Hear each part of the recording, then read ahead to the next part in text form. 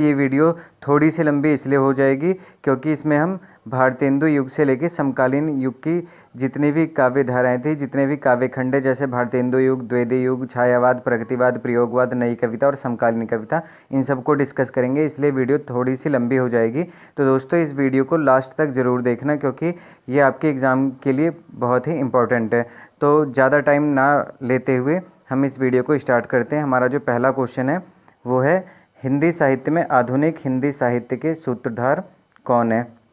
तो आधुनिक हिंदी साहित्य के सूत्रधार कौन है? पहला ऑप्शन है बालकृष्ण भट्ट, दूसरा महावीर प्रसाद द्विवेदी, तीसरा भारतेंदु हरिश्चंद्र और चौथा प्रताप नारायण मिश्र। तो आप सबको पता है कि हिंदी साहित्य में आधुनिकता के जो सूत्रधार हैं वो हैं भारतेंदु हरिश्चंद्र, और इनके कारण ही जो हिंदी साहित्य में आधुनिकता आई और इनके नाम से ही भारतेंदु युग का नामकरण हुआ है। सेकंड क्वेश्चन है हमारा, आधुनिक काल के प्रारंभिक काल को कौन सा काल कहा जाता है? ठीक है, तो पहला ऑप्शन है नवलेखन काल, दूसरा जागरण काल, तीसरा जागरण सुधार काल और चौथा जो है पुनर्जागरण काल। तो प्रारंभिक काल को क्या कहा जाता है? एक तो उसे हम भारतेंदु युग कहते हैं जो भारतेंदु हरिश्चंद्र के नाम पे, और दूसरा नाम जो है वो है पुनर्जागरण काल। ये नाम डॉक्टर नगेंद्र ने दिया है। ये इंपॉर्टेंट क्वेश्चन है, याद रखना आप। डॉक्टर नगेंद्र ने भारतेंदु युग को पुनर्जागरण काल कहा है और द्विवेदी युग को जागरण सुधार काल कहा है। ये भी आप याद रखना, द्विवेदी युग को जागरण सुधार काल। नेक्स्ट क्वेश्चन है हमारा, रामचंद्र शुक्ल ने आधुनिक काल को किन दो कालखंडों में बांटा है? किन दो कालखंडों में बांटा है? ऑप्शन हमारे सामने, जागरण सुधार काल, ये नहीं है। दूसरा है पुरानी काव्यधारा, नई काव्यधारा, ये भी नहीं है। तीसरा है प्रथम चरण और द्वितीय चरण, ये भी नहीं है। और लास्ट जो है गद्य खंड और काव्य खंड, ये इसका आंसर है। तो आचार्य रामचंद्र शुक्ल ने आधुनिक काल को दो खंडों में बांटा है, गद्य खंड और काव्य खंड में। नेक्स्ट क्वेश्चन है हमारा, आधुनिक युग में किस भाषा की जगह खड़ी बोली ने ली थी? किस भाषा की जगह ली थी? ब्रज भाषा की। आप सबको पता है ब्रज भाषा में 7वीं शताब्दी से ही रचनाएं होती आई हैं और पूरा रीतिकाल का जो साहित्य लगभग 99% वो ब्रज भाषा में ही लिखा गया। और उसके बाद आधुनिक काल में भी ब्रज भाषा में लिखा जाता था, लेकिन आधुनिक काल में जो भाषाई परिवर्तन हुआ था अंग्रेजों के कारण और अन्य कारणों से, उसमें फिर ब्रज भाषा का स्थान खड़ी बोली ने ले लिया था। तो इसका जो आंसर है वो है खड़ी बोली। नेक्स्ट क्वेश्चन है हमारा, आधुनिक काल के द्वितीय चरण को किस कालखंड की संज्ञा दी गई? तो आधुनिक काल का जो दूसरा कालखंड है, द्वितीय मतलब दूसरा चरण, उसको किस कालखंड की संज्ञा दी गई? आंसर यहाँ हम देख लेते हैं, सुधार काल। तो क्या कहा गया? सुधार काल। जैसा कि आपको मैंने बताया था जागरण सुधार काल का है, तो यहाँ जागरण सुधार काल है नहीं, इसलिए हम इसे सुधार काल पे ही टिक करेंगे, इसका आंसर है। नेक्स्ट क्वेश्चन है, आधुनिक काल की प्रारंभिक सीमा क्या मानी गई है? तो आप सबको पता है 1850 आधुनिक काल की प्रारंभिक सीमा मानी जाती है। वैसे 1857 मानी जाती है क्योंकि हमारा जो प्रथम स्वतंत्रता संग्राम हुआ था वो इसमें हुआ था, लेकिन साहित्यिक क्षेत्र में 1850 मानी जाती है। नेक्स्ट क्वेश्चन है हमारा, वो इसलिए 1850 माने जाते हैं, आपको बता दूं, क्योंकि 1850 में भारतेंदु का जन्म हुआ था, इसलिए प्रारंभिक सीमा 1850 मानी जाती है। नेक्स्ट क्वेश्चन है हमारा, भारतेंदु युग को पुनर्जागरण काल की संज्ञा किसने दी? मैंने आपको बताया था डॉक्टर नगेंद्र ने दी है। भारतेंदु युग को पुनर्जागरण काल का है और द्विवेदी युग को जागरण सुधार काल का है। नेक्स्ट क्वेश्चन है हमारा, आधुनिक साहित्य पुस्तक का लेखक कौन है? तो हमारे सामने ऑप्शन है रामस्वरूप चतुर्वेदी, दूसरा है धीरेन्द्र वर्मा, तीसरा अज्ञे और लास्ट है नंद दुलारे वाजपेयी। तो आधुनिक साहित्य जो पुस्तक है वो नंद दुलारे वाजपेयी की है, नंद दुलारे वाजपेयी इसका आंसर है। नेक्स्ट क्वेश्चन है हमारा, आधुनिक काल में आधुनिकता के फलस्वरूप साहित्य में किस प्रवृत्ति का समावेश हुआ था? तो इसका आंसर आप सबको पता होगा कि किस प्रवृत्ति के कारण हम कहते हैं कि आधुनिक साहित्य था। पहला भक्ति भावना, ये नहीं है क्योंकि भक्ति काल में भक्ति भावना थी तो उसे तो आधुनिक काल नहीं कहा गया। दूसरा राष्ट्रीय चेतना, तो राष्ट्रीय चेतना वो प्रवृत्ति है जिसके कारण उसे आधुनिक काल कहा गया। आधुनिक काल में आधुनिकता का जो आधुनिकता इसीलिए कहा गया क्योंकि उसमें राष्ट्रीय चेतना की प्रवृत्ति पाई गई।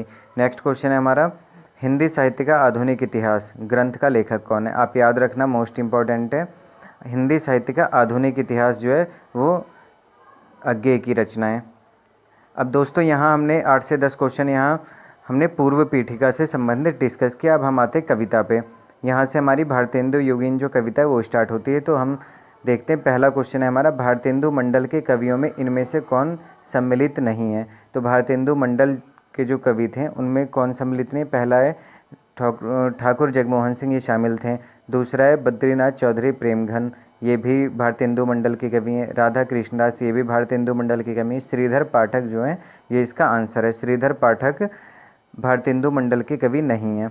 नेक्स्ट क्वेश्चन है हमारा, हिंदी का प्रथम राष्ट्रवादी कवि कौन है। प्रथम राष्ट्रवादी कवि, तो पहला ऑप्शन है मैथिली शरण गुप्त, दूसरा राम नरेश त्रिपाठी, तीसरा भारतेंदु हरिश्चंद्र और लास्ट है श्रीधर पाठक। तो इसका उत्तर हम यहाँ देखते हैं श्रीधर पाठक। तो इसका जो आंसर है वो है श्रीधर पाठक, हिंदी का प्रथम राष्ट्रवादी कवि है। यहाँ कवि की बात की गई, ये भी याद रखना आप। नेक्स्ट क्वेश्चन है हमारा, किस कवि को आधुनिक हिंदी साहित्य का बापू कहा जाता है। याद रखना, मोस्ट इंपॉर्टेंट क्वेश्चन है, पेपरों में पूछा जाता है, ये कई एग्जाम में पूछा गया है ये। नेक्स्ट इसका ऑप्शन है भवानी प्रसाद मिश्र, दूसरा है सियाराम शरण गुप्त। तो सियाराम शरण गुप्त को आधुनिक हिंदी साहित्य का बापू कहा जाता है, याद रखना आप। हमारा नेक्स्ट क्वेश्चन है, पावस पचासा और सुकवि सतसई का रचयिता कौन है। तो अंबिका दत्त व्यास जो हैं वो इसके लेखक हैं, इन दोनों रचनाओं के, याद रखना आप। फिर भी हम इसका आंसर चेक कर लेते हैं, अंबिका दत्त व्यास ही हैं। नेक्स्ट क्वेश्चन है हमारा, इनमें कौन सा कवि दो युगों के संधि स्थल पर अवस्थित है। मतलब दो युगों, जहाँ दो युग मिलने, जैसे भारतेंदु युग और द्विवेदी युग, ऐसा कौन सा कवि है जो दोनों युगों की संधि स्थल पर। पहला मैथिली शरण गुप्त, दूसरा गया प्रसाद शुक्ल स्नेही, तीसरा अयोध्या सिंह उपाध्याय और चौथा भारतेंदु हरिश्चंद्र। तो भारतेंदु हरिश्चंद्र तो नहीं होंगे, इसका उत्तर हम यहाँ देखते हैं, तो है भारतेंदु हरिश्चंद्र ही है इसके आंसर। हाँ, ये इसलिए हैं क्योंकि ये रीतिकाल के अंतिम अवस्था के कवि भी हैं और आधुनिक काल के कवि हैं, इसलिए ये दो युगों के संधि स्थल पर अवस्थित हैं, रीतिकाल और आधुनिक काल में। नेक्स्ट क्वेश्चन है, मौर्य विजय का रचयिता कौन है। तो मौर्य विजय का रचयिता जो है आप सबको पता होगा, सियाराम शरण गुप्त की रचना है मौर्य विजय। नेक्स्ट क्वेश्चन, किस कवियत्री को हिंदी के विशाल मंदिर की वीणा पाणी कहा गया है। तो आप सबको पता होगा, मैथिली महादेवी वर्मा को हिंदी के विशाल मंदिर की वीणा पाणी कहा जाता है। नेक्स्ट क्वेश्चन है हमारा, प्रकृति के सुकुमार कवि विशेषण किस कवि के लिए प्रयुक्त होता है। आप सबको पता होगा, मैथिली सुमित्रा नंदन पंत को प्रकृति का सुकुमार कवि कहा जाता है। नेक्स्ट क्वेश्चन है हमारा, इनमें से किस रचनाकार की गणना छायावाद के प्रवर्तकों में की गई है। पहला ऑप्शन है मुकुटधर पांडे, दूसरा सुमित्रा नंदन पंत, तीसरा महादेवी वर्मा और चौथा निराला। तो छायावाद के प्रवर्तकों में मुकुटधर पांडे की गणना की जाती है। फिर भी हम आंसर देख लेते हैं, मुकुटधर पांडे ही हैं इसके आंसर। आचार्य शुक्ल ने इन्हें छायावाद का प्रवर्तक माना है। नेक्स्ट क्वेश्चन है हमारा, यामा किस रचनाकार की कृति है। यामा किसकी रचना है, आप सबको पता होगा। पहला ऑप्शन है हमारे सामने हरिवंश राय बच्चन, इनकी नहीं है। दूसरा निराला, इनकी भी नहीं है। तीसरा जो है सुमित्रा कुमारी चौहान, इनकी भी नहीं है। सुभद्रा कुमारी चौहान, इनकी भी नहीं है। और लास्ट है महादेवी वर्मा। तो यामा जो है महादेवी वर्मा की रचना है। नेक्स्ट क्वेश्चन है हमारा, प्रेम सरोवर, प्रेम माधुरी तथा प्रेम फुलवारी किस कवि की कृतियाँ हैं। तो ये भारतेंदु हरिश्चंद्र की ये तीनों कृतियाँ हैं। नेक्स्ट क्वेश्चन है हमारा, अंग्रेज राज के गुप्तचर विभाग में मैथिली शरण गुप्त की किस कृति का अर्थ जनाना हिंदुस्तानी समझा गया था। तो मैथिली शरण की कौन सी कृति है जिसका अर्थ अंग्रेजों ने जनाना हिंदुस्तान समझा था, वो है भारत भारती। नेक्स्ट क्वेश्चन, किस कवि ने मैंने मैं शैली अपनाई का दावा किया था। तो ये आप सबको पता होगा, ये बहुत ही फेमस पंक्ति है। मैंने मैं शैली अपनाई किसकी पंक्ति है, निराला की। सूर्यकांत त्रिपाठी निराला ने इसका दावा किया था, मैंने मैं शैली अपनाई। नेक्स्ट क्वेश्चन है हमारा, परिमल और अनामिका का रचयिता कौन है। तो परिमल और अनामिका भी सूर्यकांत त्रिपाठी निराला की ही रचना है। नेक्स्ट क्वेश्चन, समरसता मूलक आनंदवाद की पृष्ठभूमि में लिखी गई जयशंकर प्रसाद की कृति कौन सी है। समरसता मूलक आनंदवाद, इसका उल्लेख जो है वो जयशंकर प्रसाद ने कामायनी में किया है। तो कामायनी इसका आंसर है। जहाँ भी समरसता और आनंदवाद आ जाए वहाँ समझ लेना कामायनी इसका आंसर होगा। नेक्स्ट क्वेश्चन, किस कवि ने मैथिली शरण गुप्त के सामने स्वयं को महज डिप्टी राष्ट्रकवि माना है। तो डिप्टी राष्ट्रकवि किसे कहा जाता है, रामधारी सिंह दिनकर को, ये इसका आंसर है।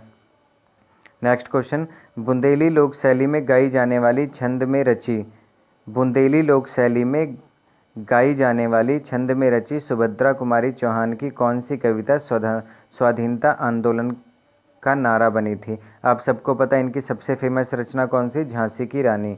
तो ये इसका आंसर है जो बुंदेली लोक शैली पर आधारित है। नेक्स्ट क्वेश्चन, किस कवि को सहजता का कवि कहा जाता है? आप सबको पता होगा सहजता का कवि किसे कहा जाता है? भवानी प्रसाद मिश्र को। इसका आंसर भवानी प्रसाद मिश्र है। ये सब मोस्ट इम्पॉर्टेंट क्वेश्चन है, ये उपनाम इनके, ये सब जितने भी हिंदी के पेपर होते हैं उनमें 8 से 10 बार पूछे गए प्रश्न हैं, तो ये सब मोस्ट इम्पॉर्टेंट प्रश्न है आपके इसके लिए, आपके पेपर के लिए। नेक्स्ट क्वेश्चन है, महादेवी वर्मा की यामा में कितनी कृतियाँ सम्मिलित हैं? पहला ऑप्शन 3, 4, 5, 6। तो इसका जो आंसर है वो है 4।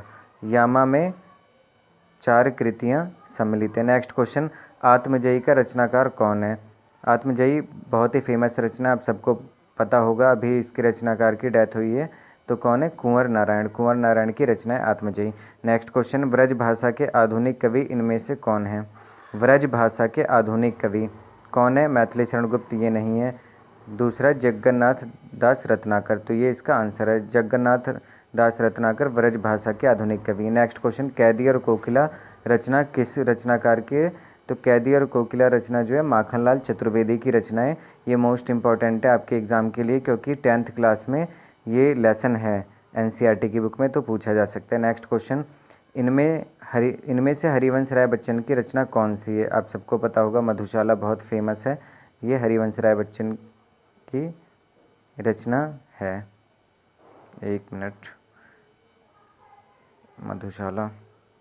वैसे अगर देखें तो निशा निमंत्रण, मधु कलश, ये भी हरिवंश राय बच्चन के, लेकिन यहाँ काव्य ग्रंथ की बात की गई है।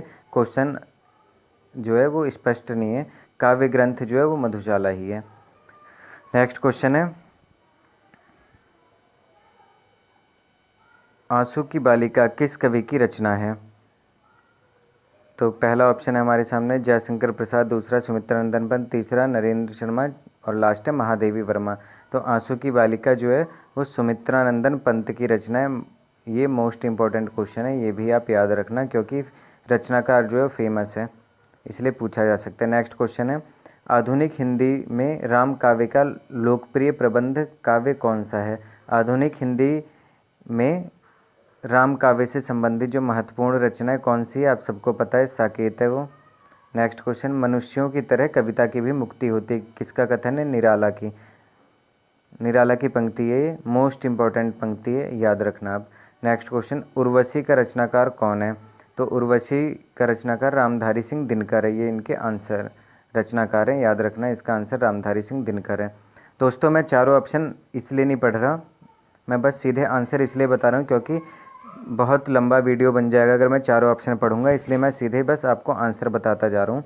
नेक्स्ट क्वेश्चन है हमारा, चुभते चौबदे और चोखे चौबदे किसकी है? तो ये रचना जो है ये अयोध्या सिंह उपाध्याय हरिऔध की है, चुभते चौबदे और चोखे चौबदे। नेक्स्ट क्वेश्चन, किस कवि को राष्ट्रकवि की उपाधि से विभूषित किया गया? आप सबको पता होगा मैथिली शरण गुप्त को राष्ट्रकवि कहा जाता है, और महज डिप्टी राष्ट्रकवि जो है वो रामधारी सिंह दिनकर है। नेक्स्ट क्वेश्चन, किस कवि ने गांव-गांव घर-घर घूमकर रात भर घरों के पिछवाड़े बैठकर सोहर और विवाह गीतों को चुन कर उनसे कविता कौमुदी का संकलन तैयार किया? अब जो मुख्य है वो है कविता कौमुदी किसकी रचना है? तो ये है राम नरेश त्रिपाठी की कविता कौमुदी, ये मोस्ट इम्पॉर्टेंट है, ये भी आप याद रखना, राम नरेश त्रिपाठी की रचना है कविता कौमुदी। नेक्स्ट क्वेश्चन, छायावाद के उपादानों को लेकर किस कवि ने श्री शारदा पत्रिका में लेख माला निकाली? जयशंकर प्रसाद ने नहीं निकाली, निराला भी ने नहीं निकाली, मुकुटधर पांडे, ये इसका आंसर है। मुकुटधर पांडे ने श्री शारदा पत्रिका में छायावाद से संबंधित लेख निकाले थे। नेक्स्ट क्वेश्चन, रोवहु सब मिलके आवहु भारत भाई, हा हा भारत दुर्दशा न देखे जाए, आप सबको पता चल गया होगा किसकी पंक्ति है? भारतेंदु हरिश्चंद्र की। नेक्स्ट क्वेश्चन, खड़ी बोली हिंदी का प्रथम महाकाव्य किसे माना गया? प्रिय प्रवास को, अयोध्या सिंह उपाध्याय हरिऔध की रचना है, ये 1917 में बहुत ही फेमस रचना है ये और मोस्ट इम्पॉर्टेंट क्वेश्चन है ये। आप इस क्वेश्चन को याद रखना कि खड़ी बोली हिंदी का जो प्रथम महाकाव्य है वो कौन सा है, प्रिय प्रभास। नेक्स्ट क्वेश्चन, हम कौन थे क्या हो गए हैं और क्या होंगे अभी, ये पंक्तियाँ किसकी है, मैथिली शरण गुप्त की। ये भी याद रखना, बहुत ही इम्पॉर्टेंट पंक्ति है ये। नेक्स्ट क्वेश्चन, अयोध्या सिंह उपाध्याय हरिऔध किस युग के कवि हैं, तो ये द्विवेदी युग के कवि हैं। देख लेते हैं हम आंसर, द्विवेदी युग के कवि हैं। नेक्स्ट क्वेश्चन, किस कवि ने खड़ी बोली के साथ साथ ब्रज भाषा में काव्य रचना नहीं की है, तो किसने नहीं की है, इसका आंसर हम देखते हैं, महादेवी वर्मा ने ब्रज भाषा में रचना नहीं की है। नेक्स्ट क्वेश्चन, मैं नीर भरी दुख की बदली, ये बहुत ही फेमस पंक्ति है, इंपॉर्टेंट है, किसकी, महादेवी वर्मा की। गीत फरोश किसकी रचना है, नीरज की नहीं है, हरिवंश राय बच्चन की नहीं है। गीत फरोश जो है वो भवानी प्रसाद मिश्र की रचना है, ये इसका आंसर है। जूही की कली किसकी रचना है, बहुत ही मोस्ट इम्पॉर्टेंट और बहुत फेमस रचना है ये, सूर्यकांत त्रिपाठी निराला की जूही की कली। इसी से उन्होंने मुक्त छंद की में इसकी रचना की इन्होंने, और मुक्त छंद जो आरंभ हुआ था हिंदी साहित्य में इसी कविता से आरंभ होता है। नेक्स्ट क्वेश्चन है, छायावाद के प्रसिद्ध 4 स्तंभों में किसकी गणना नहीं होती, 4 स्तंभों में किसकी गणना नहीं होती, राम कुमार वर्मा की। 4 स्तंभ कौन कौन से, जयशंकर प्रसाद, सुमित्रानंदन पंत, महादेवी वर्मा और निराला। राम कुमार वर्मा 4 स्तंभों में नहीं है। नेक्स्ट क्वेश्चन है हमारा, निराला की पहली काव्य रचना कौन सी है, तो मैंने आपको बताया कौन सी है, यहाँ देख लेते हैं हम, जूही की कली।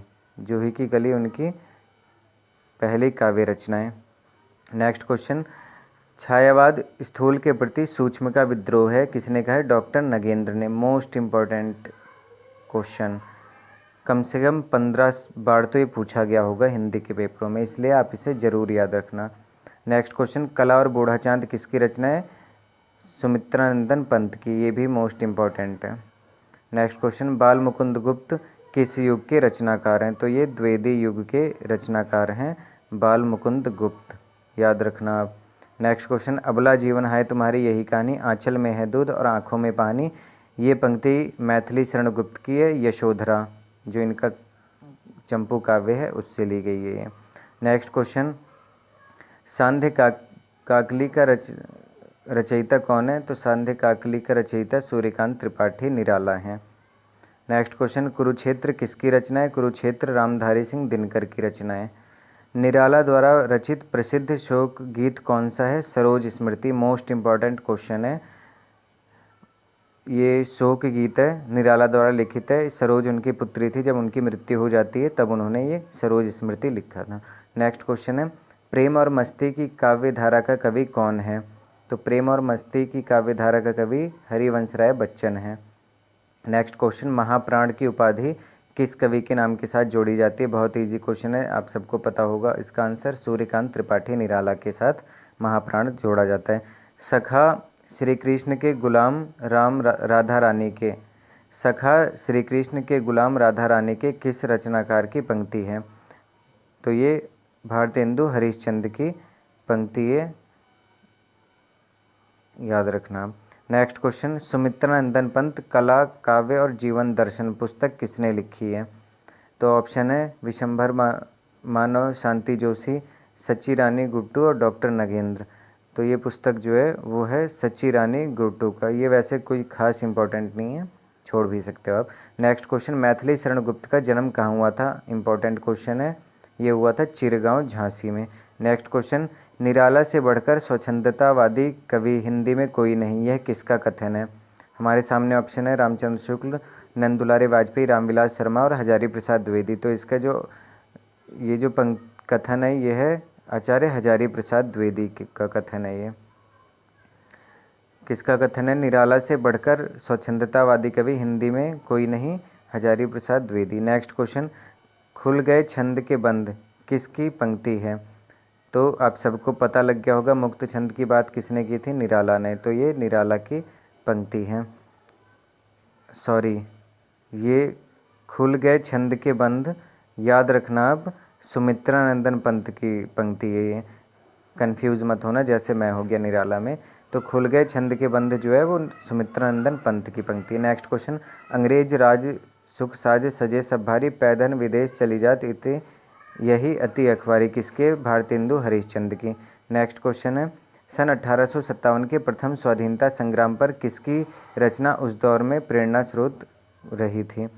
तो किसकी रचना थी? सुभद्रा कुमारी चौहान की जो रचना है वो प्रेरणा स्रोत रही थी। झांसी की रानी जो कविता है वो प्रथम स्वाधीनता संग्राम के आधार पर ही लिखी गई है, आप सबको पता होगा।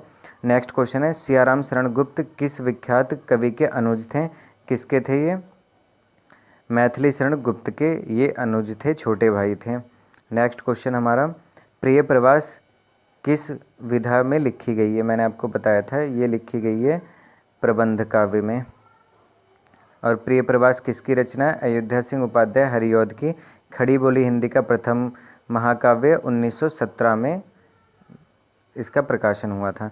नेक्स्ट क्वेश्चन है, निराला की साहित्य साधना पुस्तक का लेखक कौन है? बहुत ही फेमस पुस्तक है और बहुत ही इजी इसका आंसर है, रामविलास शर्मा ने निराला की साहित्य साधना पुस्तक लिखी है। नेक्स्ट क्वेश्चन, किसके नवीन छंद को देखकर रबर छंद कहकर मजाक उड़ाया गया था? तो वो था निराला के।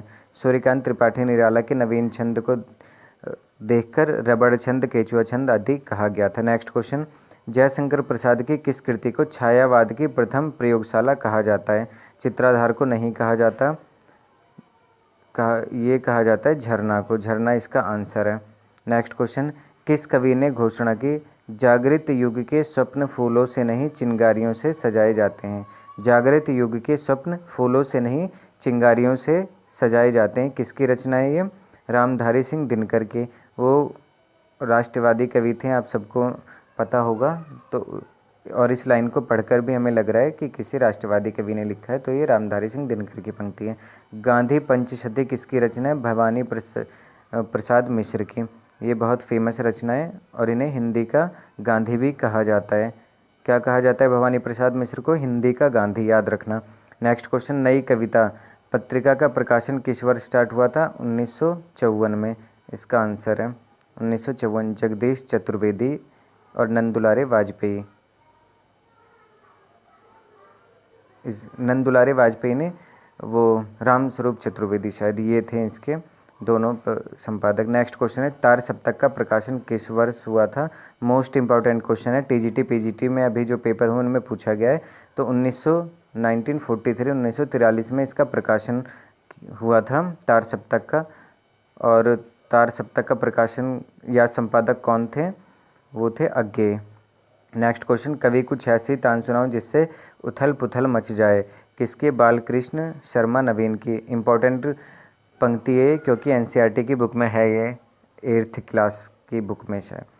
नेक्स्ट क्वेश्चन, अज्ञेय और आधुनिक रचना की समस्या किसकी पुस्तक है? ये आलोचनात्मक पुस्तक है, ये रामस्वरूप चतुर्वेदी की पुस्तक है ये। अज्ञेय और आधुनिक रचना की समस्या, रामस्वरूप चतुर्वेदी, याद रखना। तार सप्तक में इनमें से किस कवि की रचना का समावेश नहीं किया गया है? तो तार सप्तक मतलब जो पहला तार सप्तक था उसमें रघुवीर साय की रचनाओं को शामिल नहीं किया गया।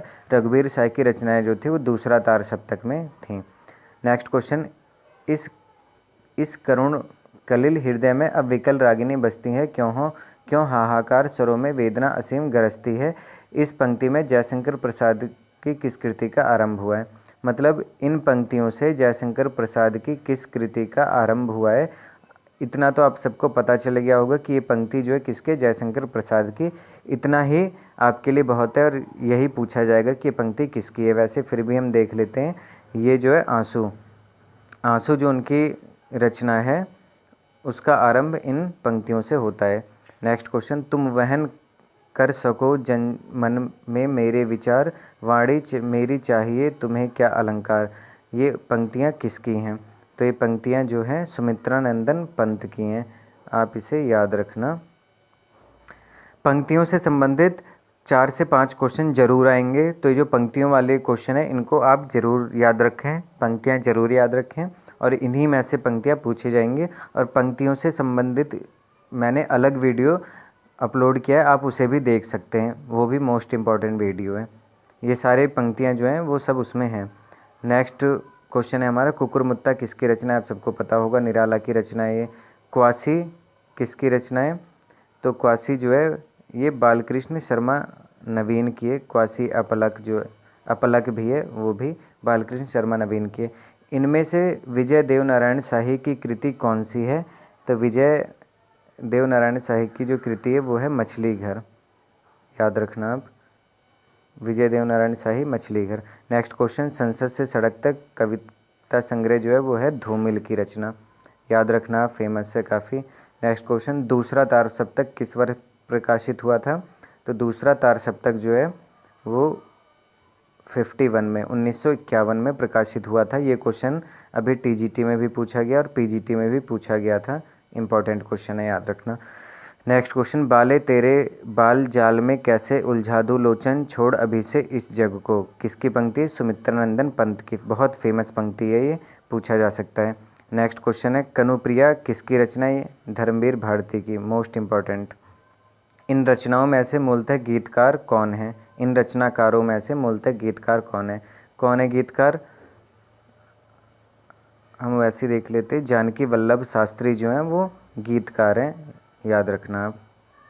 नेक्स्ट क्वेश्चन, कविता में सामाजिक यथार्थ के नाम पर कौन सा आंदोलन चलाया गया था? सामाजिक यथार्थ के आधार पे, तो सामाजिक यथार्थ के आधार पर प्रगतिवाद चलाया गया था, याद रखना। प्रगतिवाद जो है वो यथार्थ पर ही आधारित आंदोलन था। नेक्स्ट क्वेश्चन है, नलिन विलोचन शर्मा तथा केसरी कुमार किस आंदोलन से संबंधित थे? तो नकेनवाद से, याद रखना। बिहार में ये आंदोलन स्टार्ट हुआ था कुछ समय के लिए बस। नेक्स्ट क्वेश्चन है, नागार्जुन का वास्तविक नाम क्या था? तो वास्तविक नाम था इनका वैद्यनाथ मिश्र, काफ़ी फेमस क्वेश्चन है ये। नेक्स्ट क्वेश्चन, किस कविता के दौर में अंबर के स्थान पर धरती की बात की गई थी? तो ये बात की गई थी प्रगतिवाद के आधार पे, जहाँ यथार्थ की बात होती है, धरती की बात, प्रगतिवाद। नेक्स्ट क्वेश्चन, भवानी प्रसाद मिश्र की रचनाएं अज्ञे द्वारा संपादित किस तार सप्तक में संकलित की गई थी? तो भवानी प्रसाद मिश्र जो हैं वो दूसरा तार सप्तक के कवि थे और दूसरा तार सप्तक में ही इनकी रचनाएं संकलित थीं। नेक्स्ट क्वेश्चन, नई कविता का नामकरण किसने किया था या किसको दिया जाता है इसका श्रेय? अज्ञे को दिया जाता है, याद रखना आप, बहुत फेमस क्वेश्चन है, इंपॉर्टेंट क्वेश्चन है, कई बार पूछा गया है।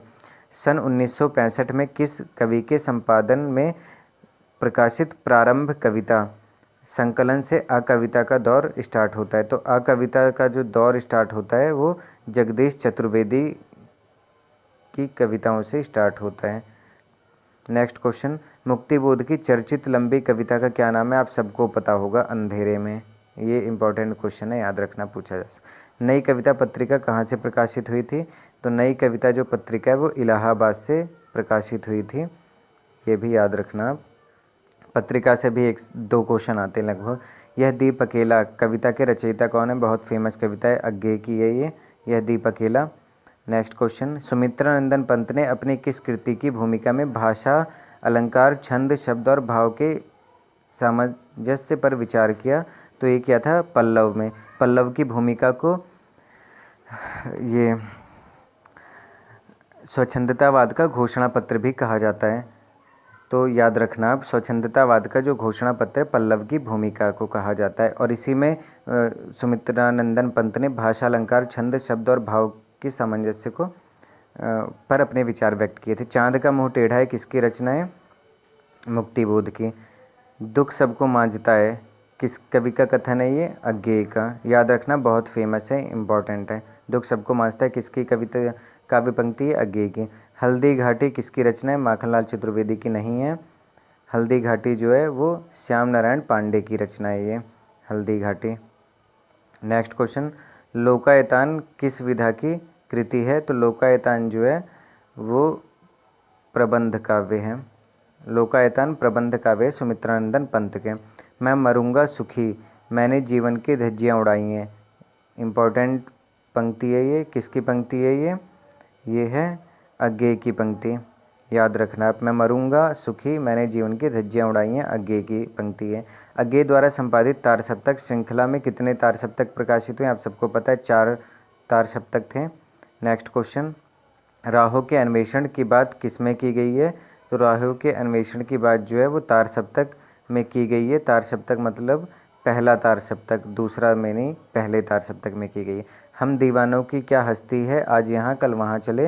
ये है भगवती चरण वर्मा की काव्य पंक्ति। मोस्ट इम्पॉर्टेंट है क्योंकि ये 8th क्लास की बुक एनसीईआरटी की जो बुक है उसमें है, तो एनसीईआरटी से 2 से 3 क्वेश्चन आने की संभावना रहती है। नेक्स्ट क्वेश्चन है, ताप के ताए हुए दिन किसकी रचना है? तो ताप के ताए हुए दिन जो है वो त्रिलोचन की रचना है, फेमस कृति है, याद रखना, इम्पॉर्टेंट भी है। शकुंतला माथुर किस तार सप्तक में सम्मिलित थी? तो शकुंतला माथुर जो थी वो दूसरा तार सप्तक में शामिल थी, याद रखना। किस कवि को एक भारतीय आत्मा कहा जाता है?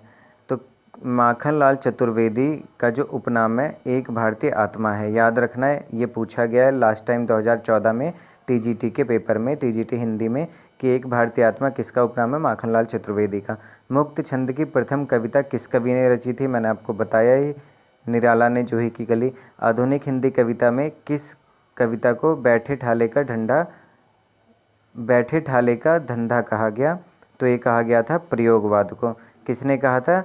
नंद दुलारे वाजपेयी ने। ये भी आप याद रखना, नंद दुलारे वाजपेयी ने प्रयोगवाद को बैठे ठाले का धंधा कहा था। नेक्स्ट क्वेश्चन, समरस थे जड़िया चेतन, सुंदर साकार बना था चेतनता, एक विलसती आनंद खंड। ये है कमायनी की, जयशंकर प्रसाद की जो कमायनी कृति है ये उसकी पंक्ति है। नई कविता के प्रतिमान पुस्तक का लेखक कौन है? आप सबको पता होगा, बहुत फेमस है, नामवर सिंह की। सूर्यकांत त्रिपाठी निराला की बहुचर्चित व्यंग प्रधान कविता कौन सी है? कुकुरमुत्ता, बहुत फेमस कविता है ये, याद रखना है। नेक्स्ट क्वेश्चन, शिवमंगल सुमन किस युग के कवि हैं? तो शिवमंगल सुमन जो हैं प्रगतिवाद के कवि हैं, याद रखना, प्रगतिवादी कवि हैं शिवमंगल सिंह सुमन। हिम तरंगिणी किसकी रचना है? माखनलाल चतुर्वेदी की। हालावाद का प्रवर्तक कौन है? हरिवंश राय बच्चन। ये बहुत इंपॉर्टेंट क्वेश्चन है, याद रखना, हालावाद के प्रवर्तक हरिवंश राय बच्चन। कविता के क्षेत्र में आधुनिक मीरा किसे कहा जाता है? महादेवी वर्मा को। ये भी इम्पॉर्टेंट क्वेश्चन है, याद रखना। नेक्स्ट क्वेश्चन है हमारा, तो दोस्तों यहाँ से हमारा जो था ये कविता का जो पार्ट है वो ख़त्म होता है, हिंदी कविता हमारी यहाँ ख़त्म होती है। अब जो नेक्स्ट वीडियो या नेक्स्ट टॉपिक जिस पे हम डिस्कशन करेंगे जिसके प्रश्नों पर, वो होगा कहानी या उपन्यास।